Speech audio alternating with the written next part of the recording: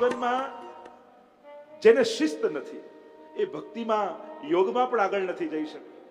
એટલે યોગ માર્ગમાં પણ અષ્ટાંગ યમ નિયમ આસન આ બધું પહેલા આવે. કેટલું ખાઈ શકો છો એ મહત્વનું નથી, કેટલું ખાવું જોઈએ એ સમજણ મહત્વની છે. કેટલું જાગી શકો એ મહત્વનું તાકાત બતાવવાનું યોગ્ય નથી, કેટલું જાગવું જોઈએ. કેટલું સૂઈ શકો છો એ મહત્વનું નથી, કેટલું સૂવું જોઈએ એ વિવેક મહત્વનું છે. જેના જીવનમાં દરેક કાર્યોમાં વિવેક નથી એ વિવેક શૂન્ય વ્યક્તિનું પતન થાય છે. અને એટલા માટે આટલી શુદ્ધિ જરૂરી છે. આહાર શુદ્ધિ, વ્યવહાર શુદ્ધિ, વિચાર શુદ્ધિ, આચાર શુદ્ધિ, આ બધાની શુદ્ધિ જોઈએ છે. ગંદુ જલ પડ્યું હોય એ પી લે એ પશુ, ચોખ્ખા કરવાનો વિચાર કરે કે અરે પેલા ગાળી લઉં એ માણસ, પણ પવિત્રતાનો વિચાર કરે એ વૈષ્ણવ. જો હું તો વૈષ્ણવતાને માનવતાની સર્વોચ્ચ ઊંચાઈ માનું છું. વૈષ્ણવતાને એક અવસ્થા માનું છું. વૈષ્ણવ એટલે કંઠી પહેરે જ નહીં, પણ માનવતાની જે સર્વોચ્ચ ઊંચાઈ પર બેઠો છે એ વૈષ્ણવતા. એટલે વૈચારિક, બૌદ્ધિક, વ્યવહારિક આ બધાની ઊંચાઈ, અને એ ઊંચાઈ જે સિદ્ધ કરે તો માનવતા વૈષ્ણવતાની અવસ્થા પર પહોંચે છે. આચાર શુદ્ધિ, વિચાર શુદ્ધિ, વ્યવહાર શુદ્ધિ, આહાર શુદ્ધિ, આ બધાની શુદ્ધિનો વિચાર પુષ્ટિ માર્ગમાં છે. ઘણી વાર લોકો એમ કહે તમારા પુષ્ટિ માર્ગમાં બહુ વારે ઘડીએ હાથ ધો ને વસ્તુ ધો ને અડતા નહીં, પેલું કરતા નહીં, ફલાણું કરતા નહીં. પણ કોરોનામાં બધાને સમજાઈ ગયું. 500 વર્ષથી કહીએ છે હાથ ધો, હાથ ધો, હાથ ધો, નતા માનતા, બધા ધોતા થઈ ગયા. તો પેલા લોકો મજાક કરતા, આ પુષ્ટિ માર્ગના લોકો વારે ઘડીએ બહુ હાથ ધોયો. તો દરેકનું છે ને, હું એમ પણ નથી કહેતો, આ ધર્મ સાથે વિજ્ઞાન જોડાયેલું જ છે, પણ આ બધી શુદ્ધિનો વિચાર આપણે ત્યાં છે, વિવેક બુદ્ધિ છે. આમ પરમાત્મા અહીં સમજાઈ રહ્યા છે. આગળ 26મા શ્લોકમાં પરમાત્મા સમજાવતા કહે, આ મન અતિ ચંચળ છે અને જ્યાં જ્યાં એ ભાગી રહ્યું છે ત્યાં ત્યાંથી એને નિરુદ્ધ કર, એને રોક અને એને પરમાત્મામાં લગાવ. ચેતસ્ત પ્રવણમ સેવા. મહાપ્રભુજી પણ સેવાની એ જ વ્યાખ્યા કરે છે ને, ચિત્ત પ્રભુમાં પરોવાવું, એનું નામ જ સેવા છે. સેવાની વ્યાખ્યા મહાપ્રભુજી એમ નથી કરી શૃંગાર ધરવા, ભોગ ધરવા, આ કરવા. સેવાની વ્યાખ્યા મહાપ્રભુ શું કરે છે? ચેતસ્ત પ્રવણમ સેવા. ચિત્ત પ્રભુમાં પરોવાવું, એનું નામ જ સેવા છે. અહીંયા ભગવાન પણ કહે આ મન ચંચળ છે, ભાગશે. લોકો બધાને મોટા ભાગે આ પ્રશ્ન બહુ, મન એકાગ્ર કેમ કરવું, મન સ્થિર કેમ કરવું, મન સ્થિર કેમ કરવું, મન સ્થિર કેમ કરવું. મન સ્થિર છે ને બે જણાનું હોય. એક કોઈ બહુ મોટો યોગી હોય એનું, અને બીજું કોઈ ડિપ્રેશનમાં હોય એનું. ચંચળ મન એ જ હેલ્ધી મન કહેવાય. ચંચળતા જ એનું હેલ્ધી સ્વાસ્થ્ય છે. મનની વ્યાખ્યા જ શાસ્ત્રોમાં શું કરી? સંકલ્પ વિકલ્પાત્મક મન. સંકલ્પ વિકલ્પ કરે એનું નામ જ મન છે. ચંચળતા ખરાબ નથી, એની દિશા ખરાબ છે. બસ ચંચળતા ભલે રહી, પણ એની દિશા ભગવાન તરફ લગાવજો. એટલે સંકલ્પ કરે તો એ ભગવાન માટે ને વિકલ્પ કરે તો એ ભગવાન માટે. ઠાકોરજીને આજે શીરો ધરાવું કે ખીર ધરાવું? ના, શીરો જ ધરાવું. સંકલ્પ પણ પરમાત્મા સંબંધી, વિકલ્પ પણ સંબંધી. દ્વંદ્વમાં જ હેલ્ધી મન ચંચળ જ હોય.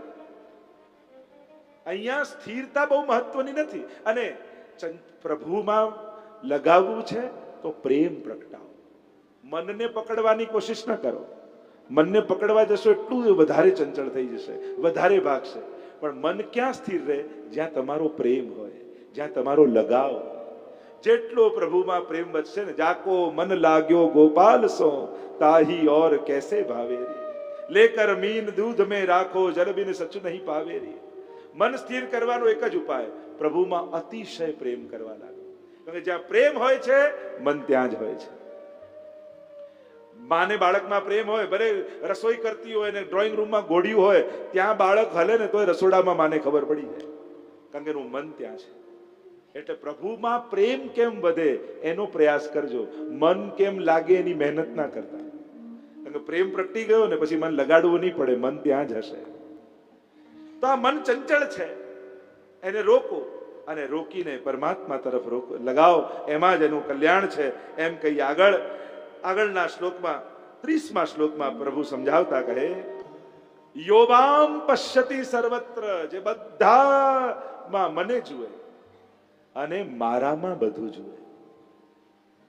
તસ્યાહમ ન પ્રણશ્યામી સચમે ન પ્રણશ્યતિ, એનો ક્યારે નાશ અને એમ પણ ભગવાન કહે છે ને મારા ભક્તનો ક્યારે નાશ નથી થતો.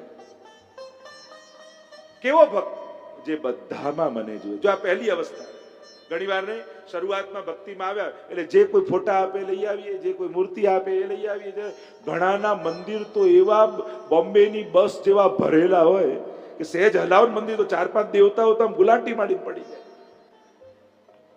જો વંદનીય આદરણીય તો બધા જ છે ને, કોઈ ના નથી, પણ એનો અર્થ એ જરાય નથી થતો કે જે આપે મૂર્તિ મંદિરમાં, જે આપે ફોટા મંદિરમાં. આ વારે વારે ભગવાન બદલવા કોણે શીખવાડ્યું? સોમવારે આનું કરવાનું, મંગળવારે આનું કરવાનું, બુધવારે આનું કરવાનું. વારે વારે ભગવાન બદલશો ને તો વારો નીકળી જશે. વાર પ્રમાણે ભગવાન નક્કી થાય કે આજે કોને પગે લાગવાનું. અરે યહ નિત નેમ યશોદાજુ મેરે તિહારે હી લાલ લડાવન. આમ રોજ રોજ વાર જોઈને નક્કી કરવાનું આજે કોને પગે લાગીશ. શા માટે? બધા મહાન છે, કોઈને નાનો કે મોટો કરવા વાત નથી કરતો, પણ આપણી સાધનાનું શું, આપણી આરાધનાનું શું? ક્યાં સુધી બધાને સારા થવામાં જિંદગી ગુમાવી દઈશું? ક્યારેક તો એને સાધનાનું રૂપ આપો. મારે કોને પામવા છે તો નક્કી કરો. હવે આનું નહીં કરું તો આને ખોટું લાગશે ને પેલું નહીં કરું તો પછી એવું ચાલે. એકવાર મંદિરમાં રાખ્યા પછી હટાવવાની તાકાત કોઈની ના હોય. પછી એમ લાગે જો ખસેડ્યા તો ગયા, પછી આ મારું બગાડ નાખશે ને પેલામાં. પછી તો મંદિરે જતા બીક લાગે કે જો કોઈ રહી ગયું તો મારું ગયું. પછી મંદિરે જઈ એકમાત્ર એવી જગ્યા છે ભગવાનની કે જ્યાં જઈને નિર્ભય થવાય. હવે ત્યાં જઈને ભયભીત થવાનું હોય તો પછી મંદિર કેમ કહેવાય?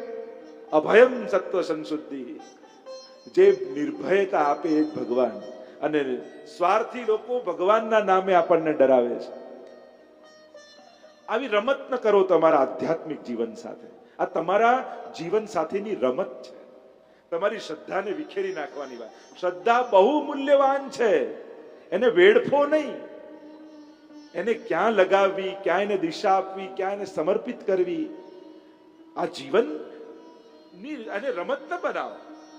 કોઈને ખોટું નહીં. ભગવાનને ભજે એના પર તો દેવતાઓ આમ પુષ્પવૃષ્ટિ કરે. બધા આવીને દેવકીજીના ગર્ભમાં આવ્યા ને તો બધા દેવતાઓ પુષ્પ વર્ષા કરે. અને આગળ ભગવાન સમજાવશે કે આમ બધે ભટકવા જાય એને શું મળે? એને કાંઈ ન મળે. એ અલ્પ ફળ પણ અલ્પ સમય સુધીનું જ હોય છે, અને એ પણ હું આપું છું. એટલે કોઈ દિશા જ નક્કી હોવી જોઈએ પોતાના આધ્યાત્મિક જીવનમાં. બ્રહ્મ સંબંધ લીધું, કહ્યું પ્રભુને હે કૃષ્ણ હું તારો થયો, તો એના થઈને તો બતાવો, એને પામીને તો બતાવો. પહેલા જે કોર્સમાં છે એટલું તો ભણી લો, પછી બહારનું વાંચીશું. પણ કોર્સનું છે એ નથી કરવું, બાકી બધું વાંચવું છે આપણે, બાકી બધું કરવું છે. પણ તારા કોર્સમાં છે તો કર. મહાન બધાય છે, કોઈને નાના મોટા કરવાની વાત નથી. આપણે ત્યાં દેવતા છે, પિતૃઓ છે, દેવતા છે, અવતાર છે ને બ્રહ્મ છે. જે જેને ભજે એ એને પામે. આગળ આવશે યો યો યામ યામ તનુમ ભક્ત શ્રદ્ધા અર્ચિતુમ ઇચ્છતિ તસ્ય તસ્યામ ચલામ શ્રદ્ધામ તામેવ વિદધામ્યહમ. જેને ભજશો ને ભગવાન એમાં શ્રદ્ધા તમારી દ્રઢ કરી નાખશે, અને પછી એને જ પામશો ને એટલું જ પામશો. પૂર્ણાનંદો હરિસ તસ્માત કૃષ્ણેવ ગતિર્મમ. ગણી ગણીને આપે એ દેવતા, અને અગણિત આપે એ પરમાત્મા. રાઈ જીતની સેવા કો ફલ માનત મેરુ સમાન. તો જેવું ભજશો એવું પામશો. એટલે નક્કી કરો કોને પામવા છે તમારે, અને એ નક્કી થશે પછી તમારી સાધના નક્કી થશે, પછી તમારો ગ્રંથ, તમારી માળા, તમારી આરાધના, તમારા પાઠ, પછી બધું નક્કી થશે. ઘણી બધી ચર્ચાઓ છે. તો આમ જે બધામાં મને અને મારામાં બધું જુએ એટલે સાધના કરવી. જો 10 જગ્યાએ 10 ફૂટ ખાડો ખોદો તો પાણી ન નીકળે, એક જગ્યાએ 100 ફૂટ ખોદીએ તો પાણી નીકળે. ભક્તિનો વિસ્તાર ન વધારો, ભક્તિમાં ઊંડાણ વધારો. ભલે પુષ્ટિ માર્ગીય સંગથી બી, ખાલી બીજાનું નથી. પુષ્ટિમાં ઠાકોરજીની લાલનની હોય, લો મારે ત્યાં શ્રીનાથજીનું ચિત્ર, પછી ચિત્રજી પુષ્ટા આવે. ચિત્રજી છે, પેલા ત્યાં ગિરિરાજજી જોયા, હવે ગિરિરાજજી મારે પધારે, ભાઈ ગિરિરાજજી પધારે. પેલા ત્યાં શાલિગ્રામજી છે, ભાઈ શાલિગ્રામજી પધારે. પેલા ત્યાં તો ઠાડું સ્વરૂપ, હવે ઠાડું સ્વરૂપ. આવા સ્વરૂપો વધારવાથી કઈ નહીં થાય. વિસ્તાર ન વધારો, નહીં તો ભક્તિ વિખરાઈ જશે. ઊંડાણ વધારો. એ લાલનને એટલી શ્રદ્ધાથી સેવો કે મહાપ્રભુજીનો ઉત્સવ આવે તો એમના મુખારવિંદમાં તમને મહાપ્રભુજી દેખાય. યમુનાજીનો ઉત્સવ આવે તો એમના મુખમાં યમુનાજી દેખાય, શ્રીનાથજીનો પાટોત્સવ આવે તો લાલન શ્રીનાથજી જેવા લાગે. તમારી નિષ્ઠા દ્રઢ હશે ને તો એ જ લાલન તમને સર્વ સ્વરૂપોનો અનુભવ કરાવી દેશે. અને શ્રદ્ધા જ કમજોર હશે અને બધા સ્વરૂપો લઈ જાઓ તો કોઈ સ્વરૂપ પોતાનો અનુભવ નહીં કરાવે. વિસ્તાર ન વધારો, ઊંડાણ વધારો. એટલે આ લઈ આવું, નાનો લઈ આવું. અરે ઠાકોરજીમાં શ્રદ્ધા હશે તો શિવરાત્રીમાં ઠાકોરજી વાઘાંબર પહેરીને બેઠેલા દેખાશે. એટલે જ આપણે ત્યાં વાઘાંબર જેવો સાજ આવે છે પુષ્ટિ માર્ગમાં. શિવરાત્રીના દિવસે વાઘ જેવો તમે જોજો, નવરાત્રી આવે તો એ પ્રકારના વસ્ત્રો અને સાજ આવે, ગણેશ ચતુર્થી આવે તો ચૂંદડીનો ને દંડા ચોથ ને એ રીતે આપણે ત્યાં દરેક વસ્તુ ઉજવાય છે. તમારી જ્યાં જે શ્રદ્ધા છે ભગવાન એ શ્રદ્ધાને પૂરી કરે છે. જ્યાં નિષ્ઠા છે ઠાકોરજી પૂરી કરે. ચોક્કસ બધા જ આદરણીય છે, બધા જ વંદનીય છે. આપણે ત્યાં તો દરેકનો આદર છે. મહાપ્રભુજી બેઠક યાત્રામાં પણ જ્યાં જ્યાં પધાર્યા ત્યાં દરેક લોકોના આદર કર્યા છે, દરેક તીર્થોમાં આદર કર્યા છે. વૈષ્ણવે ક્યારે પણ કોઈનું અનાદર નહીં કરો. આ વસ્તુ હંમેશા ધ્યાન રાખો. અનન્યતાનો અર્થ કોઈનો વિરોધ નથી થતો. આ વસ્તુ નહીં સમજો ને તો ઘણીવાર પુષ્ટિ માર્ગને બદનામ કરી દેશે. ક્યારે જીવ માત્રનો આદર કરવો એવું આપણા આચાર્યોએ આપણને શીખવાડ્યું છે. ક્યારે કોઈનો અનાદર ન કરશો. બધાને રિસ્પેક્ટ આપતા શીખો, આદર આપતા શીખો. બધા વંદનીય છે, પ્રભુની વિભૂતિઓ છે બધી. એ વિભૂતિઓનું સન્માન થવું જોઈએ, એમને પ્રણામ થવા જોઈએ, રિસ્પેક્ટ આપવું વૈષ્ણવે તો. સકલ લોકમાં સહુને વંદે, નિંદા ન કરે કેની રે. આપણે ત્યાં તો વૈષ્ણવતાના લક્ષણ આપણને આપ્યા છે. તો આમ એનો ક્યારે નાશ થતો નથી, જે બધામાં મને જુએ છે. આગળ 35મા શ્લોકમાં ભગવાન વાચ અસંશયં મહાબાહો મનો દુર્નિગ્રહં ચલમ અભ્યાસેન તુ કૌંતેય વૈરાગ્યેન ચ ગૃહ્યતે. અભ્યાસેન તુ કૌંતેય વૈરાગ્યેન ચ ગૃહ્યતે. અભ્યાસ દ્વારા, વૈરાગ્ય દ્વારા તારા મનને વશ કરીને મારામાં લગાવ. કોશિશ કર. પહેલી વારમાં બધા સફળ થઈ જાય જરૂરી નથી. થોડી વાર સેવા કરો, અમારું તો મન લાગતું નથી એટલે માળા મૂકી દઈએ, અમારું તો મન ન લાગે એટલે પાઠ મૂકી દઈએ, અમારું મન ન લાગે પછી સેવા કરવાનો શું એટલે સેવા મૂકી દઈએ. અરે આપણું લોજિક જ ખોટો છે. મન નથી લાગતું એટલે માળા મૂકી દે, વાત ખોટી. મન નથી લાગતું એટલે તો માળા છે કે માળા દ્વારા મન ઠાકોરજીમાં જાય. મન નથી લાગતું એટલે તો પાઠ છે. મન નથી લાગતું એટલે તો સેવા છે. મન લાગી જ જાય ભગવાનમાં તો ધી એન્ડ. આપણે લોજિક જ ખોટો આપીએ છીએ. મન લાગી જ ગયું, જેનો નિરોધ ઠાકોરજીમાં થઈ ગયો તો આસ્કરદાસજી તો સેવા પણ પધરાવીને માનસીમાં રહેતા. મન નથી લાગતું એટલે જ તો આ કરવાનું છે અને આપણે લોજિક ખોટો આપે. મન નથી લાગતું એટલે મૂકી દો. અરે ના, મન નથી લાગતું એટલે જ માળા કરવાની છે, જેથી માળા થકી મન ઠાકોરજીમાં જાય. મન નથી લાગતા એટલે જ પાઠ કરવાના છે. લોકો પાઠ નથી આવડતા એટલે નથી કરતા. અરે મૂકી દેશો તો થોડી આવડશે. નથી આવડતા તો 2 વાર વધારે કરો તો જલ્દી આવડી જશે. મૂકી જશો તો ક્યારેય નહીં આવડે. આ તો એમ જ થયું. કોઈ એમ કે મને તરતા આવડી જાય ને પાક્કું પછી જ પાણીને અડું, નહીં તો અડીશ જ નહીં. પેલો ક્યારે અરે અંદર ઘૂસીશ નહીં તો આવડશે ક્યાંથી? સાયકલ આવડી જાય ત્યારે જ બેસીશ, ત્યાં સુધી બેસીશ જ નહીં તો આવડવાનું જ નથી. કરશો તો આવડશે, પણ નહીં કરો તો ક્યારેય નહીં આવડે. શરૂ કરો. પહેલા કદાચ અશુદ્ધિ આવશે, પહેલા કદાચ શિંગાર આડાવડા થશે, કરતા કરતા આવડી જશે. લોકો સેવા એટલે ના પર, અમને સેવા આવડતી નથી ને એટલે કરતા નથી. કેટલો રોંગ લોજિક. કરશો તો આવડશે. એકવાર શરૂ કરો, આપમેળે આવડી જશે. ઠાકોરજી જ શીખવાડતા હોય છે બધું. એકવાર કરવા લાગીએ ને ધીરે ધીરે પ્રભુ બધું શીખવાડી દે આપણને. અહીંયા પ્રભુ સુંદર રીતે આ વાતને સમજાવે છે. આગળ સુંદર ઉપદેશ આપતા 41મા શ્લોકમાં જો મેં વાત કરી ને કે વૈષ્ણવ કુળમાં જન્મ થયો એ કેવલ કોઈ અકસ્માત નથી. ભગવાન પોતે કહે છે કે આવો જે યોગ ભ્રષ્ટ છે, જેણે મારા માટે જ કર્મો કર્યા છે, ભગવત પ્રીત્યર્થ કર્મ કરતા કરતા જ જે સદા રહ્યો છે, એ અનેક સમય સુધી સ્વર્ગમાં સુખો ભોગવ્યા બાદ જ્યાં ભક્તિની બધી જ અનુકૂળતા છે એવા સુચિનામ શ્રીમતામ ગેહે યોગ ભ્રષ્ટો વિજાયતે. અને એવો યોગ ભ્રષ્ટ આત્મા હું એવા પવિત્ર શ્રીમંતને ત્યાં એનો હું જન્મ આપું છું કે જ્યાં ભક્તિ કરવાની બધી સુવિધા એને પ્રાપ્ત થાય. એમ ભક્તનો જન્મ એ ભગવાનનું આયોજન છે. આગળ 46મા શ્લોકમાં 47મા શ્લોકમાં આ અધ્યાયને વિરામ આપતા પરમાત્મા બોલ્યા, સર્વ યોગીઓમાં સર્વથી પ્રિય મને કોણ છે? તો પરમાત્મા કહે છે જે મારા હૃદયથી મારા સાથે જોડાયો છે, પોતાનું ચિત્ત મારામાં પરોવી લીધું છે, એ જ પરમ યોગી મને પ્રિય છે. એમ કહીને આ અધ્યાયને વિરામ આપ્યો. ઓમ તત્સદિતિ શ્રીમદ ભગવદ્ ગીતા ઉપનિષત્સુ બ્રહ્મ વિદ્યાયામ યોગશાસ્ત્રે કૃષ્ણાર્જુન સંવાદે આત્મસંયમ યોગો નામ 6ઠો અધ્યાય. બોલો કૃષ્ણ કનૈયા લાલ કી. સપ્તમ અધ્યાય જ્ઞાન વિજ્ઞાન યોગ. શ્રી ભગવાન વાચ જે અનન્ય પ્રેમથી મારામાં ચિત્તને જોડેલો છે એ જ મને જાણી શકે છે, કારણ કે એનું મન મારામાં પરોવાયેલું છે. એમ કહેતા 13મા શ્લોકમાં પરમાત્મા સુંદર રીતે સમજાવતા કહે મનુષ્યાણામ સહસ્ત્રેષુ કશ્ચિદ્યતતિ સિદ્ધે. હજારો મનુષ્યોમાંથી કોઈ એક મને પામવાનો પ્રયાસ કરે છે, અને એ પ્રયાસ કરતા કરતા સાચા અર્થમાં તત્વતઃ એ મને જાણી શકે છે. પ્રભુ પર જેની કૃપા થાય એ જ પ્રભુના સ્વરૂપને જાણી શકે. કેવલ જીવ બુદ્ધિથી પ્રભુને જાણવા સંભવ નથી. યતો વાચો નિવર્તન્તે અપ્રાપ્ય મનસા સહ. કારણ કે આપણે જાણવા માટે આપણી બુદ્ધિ પ્રયોગ કરીએ છીએ.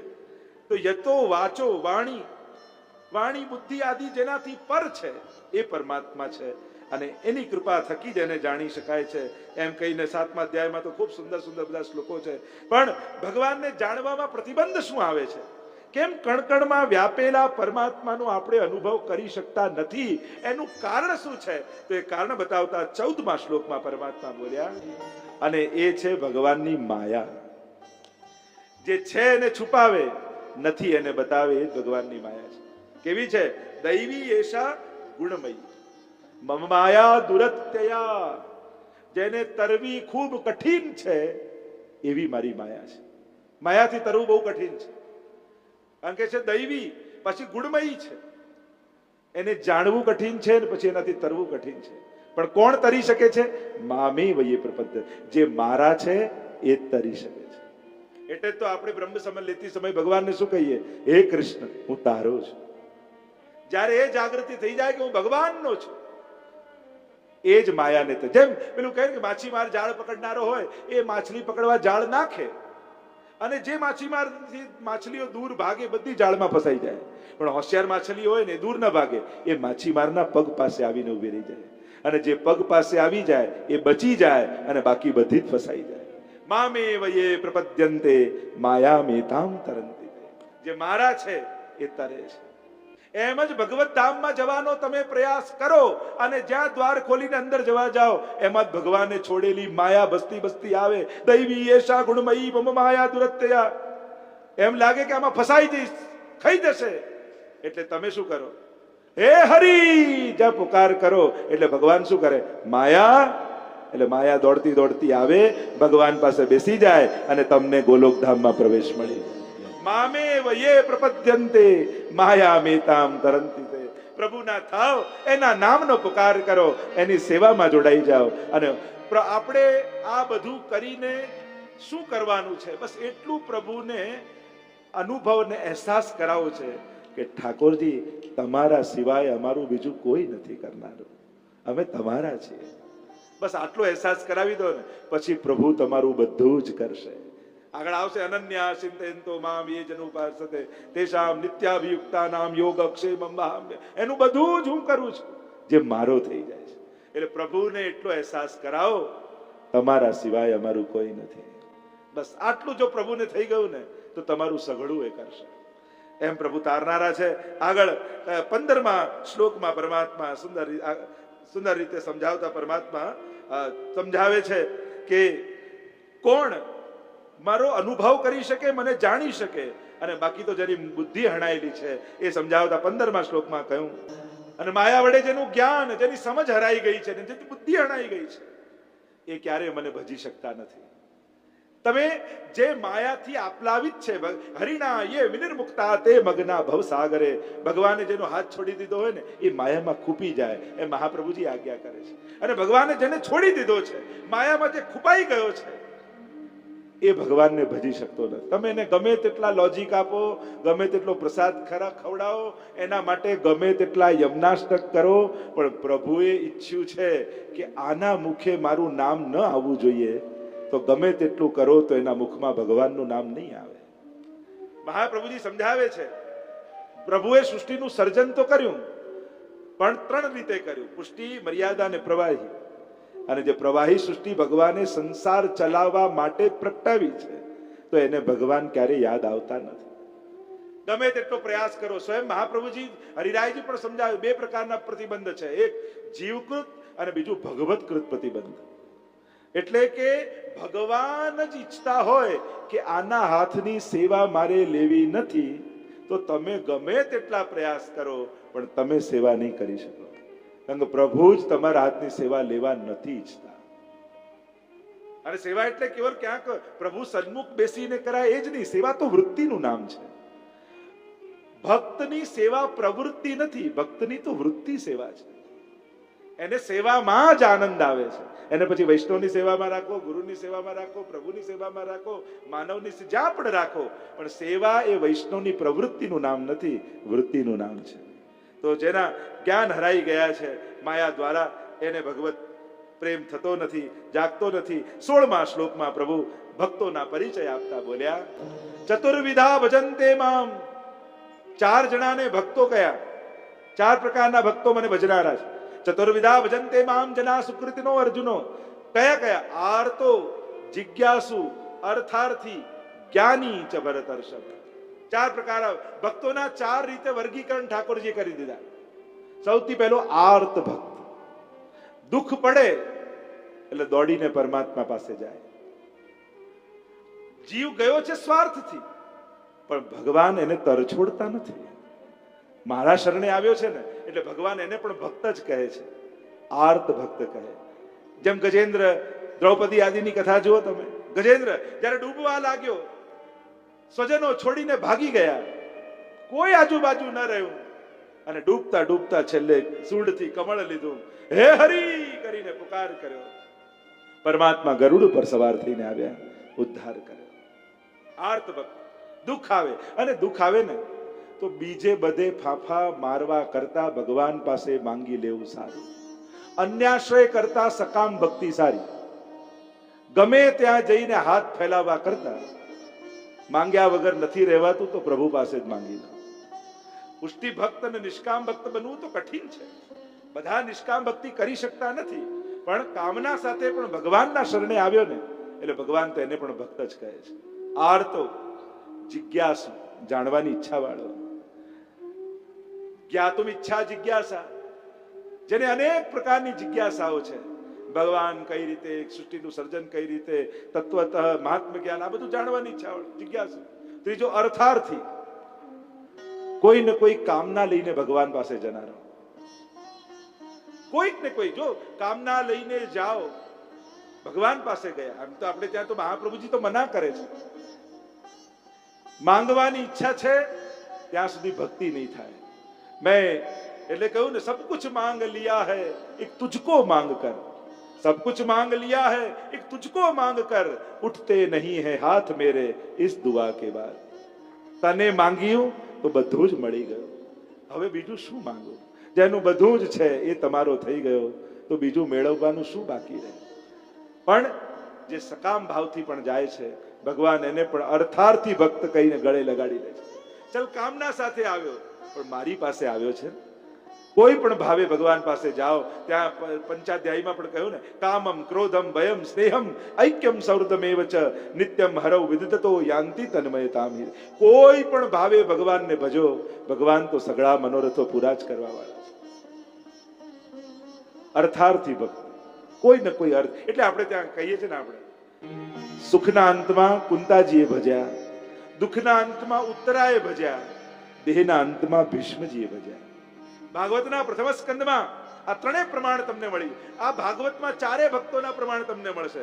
આર્ત ભક્ત પણ છે, અર્થાર્થી છે, જ્ઞાની છે, જિજ્ઞાસુ છે. આ 4 ભક્તોની કથા તમને ભાગવતજીમાં પ્રમાણ રૂપે મળશે, ઉદાહરણ રૂપે મળશે. અર્થાર્થી, કોઈ કામના સાથે, અને સહજ છે, માણસ છે ને, તો કોઈ ને કોઈ કામના. ને ભગવાનને નહીં કહે તો કોને કહેશે? માણસ દિલ ક્યાં ખોલે? ઉત્તમ લક્ષણ ભક્તના એ છે કે બધું સહી લેવું, પણ પ્રભુને નહીં કહેવું. પ્રભુને શ્રમ થાય એવું નહીં કરે. પ્રહલાદજી પાસે પણ માંગવાનું ભગવાને કહ્યું કે કંઈક માંગ પ્રહલાદ. પ્રહલાદજીએ કહ્યું તો એટલું જ માંગુ છું કે પ્રભુ એવી કૃપા કરો કે આજ પછી ક્યારે પણ આપની પાસે માંગવાની ઈચ્છા જ ન થાય, એવા આશીર્વાદ આપો.